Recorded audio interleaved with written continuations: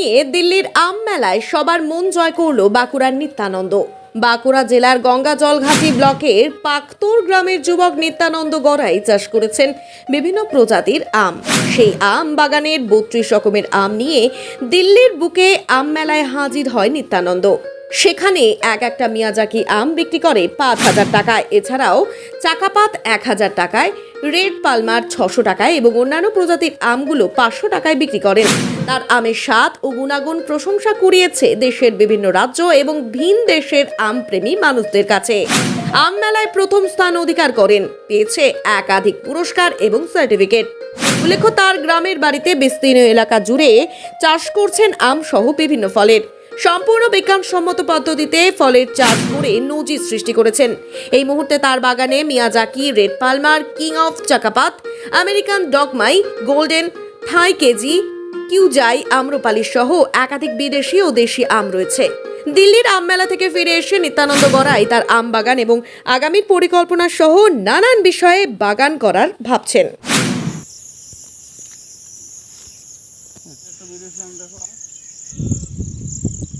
দিল্লি শহর পর দিল্লিতে ঘুরে আসার পর তো খুবই এক্সাইটেড, খুবই আনন্দিত। আর বিভিন্ন লোক বিভিন্নভাবে যোগাযোগ করছে, আম সম্বন্ধে যাচ্ছে। অ্যাকচুয়ালি বলতে গেলে দিল্লি যাওয়ার প্রোগ্রামটা আমাদের গভর্নমেন্ট অফ ওয়েস্ট বেঙ্গলের বাঁকুড়া ডিস্ট্রিক্ট হার্টিকালচার ডিপার্টমেন্ট থেকেই। তো সেখানে আমার 32টা বিদেশি ভ্যারাইটির আম ওখানে যায়।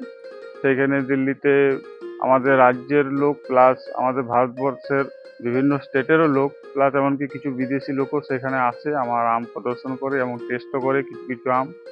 এবং আমি জাপানিজ মিয়াজাকি বা থাই ব্যানানা, ডগমাই এসব কিছু আম আমি সেলও করি। সেখানে কিছু অর্থ উপার্জন হয়।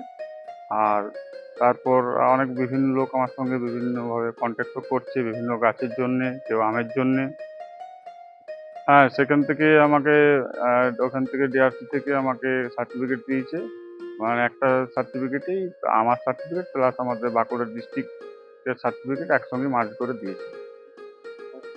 বাগানে আমার টোটাল 105টার মতন আমের ভ্যারাইটি আছে। তার মধ্যে এবছর 40টা ভ্যারাইটির ফল হয়েছে, যেমন থাই কিউজাই, থাইল্যান্ডের ব্যানানা, বাংলাদেশের Gourmati, king of Chakapat, Miyazaki, blackstone, Thai KG, Thai 4 KG, তারপর আমেরিকান রেড পালমার, আমাদের দেশি ভ্যারাইটির মধ্যে কেশর, জর্দা, তারপর আমাদের রয়েছে মল্লিকা যেমন রয়েছে, তারপর আপেল ম্যাঙ্গো রয়েছে, R2E2 রয়েছে, আরউইন পার্পেল রয়েছে, PN7 রয়েছে।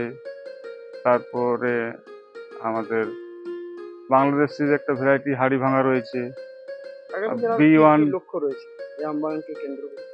আমবাগানকে কেন্দ্র করে যে পরবর্তীতে আমার এখনো পর্যন্ত আরো কিছু বেশ 100টার মতন আরো ভ্যারাইটি এখন আমার আনার আছে। সেগুলো আমি এখনো পর্যন্ত চারা পাইনি, তো সেগুলো আমি নিয়ে আসছি যাতে সামনের বছর আমি 100 জায়গায় 200 আমের ভ্যারাইটি করতে পারি। আর পরবর্তীতে আরো বাইরে জায়গা টায়গা দেখে বাগান বাড়াবার প্রচেষ্টা আছে। এই যে চাহিদা, বিদেশি আমের চাহিদা রয়েছে, কিন্তু বিদেশি আম যেহেতু একটু ডিমান্ডিং জিনিস, তা অ্যাভেলেবিলিটি নেই। সেই কারণে সবাইকে দিতে পারা যাচ্ছে না। এটাই একটা অসুবিধা যে 10টা মানুষ চাইলে হয়তো 2টা মানুষকে দেওয়া যাচ্ছে, সবাইকে আম দেওয়া সম্ভব হয়ে উঠছে না। পরবর্তীতে চেষ্টা হলে যাতে সবাইকেই এই আম ঠিকভাবে ঠিক মূল্যে ন্যায্য মূল্যে দেওয়া যায়।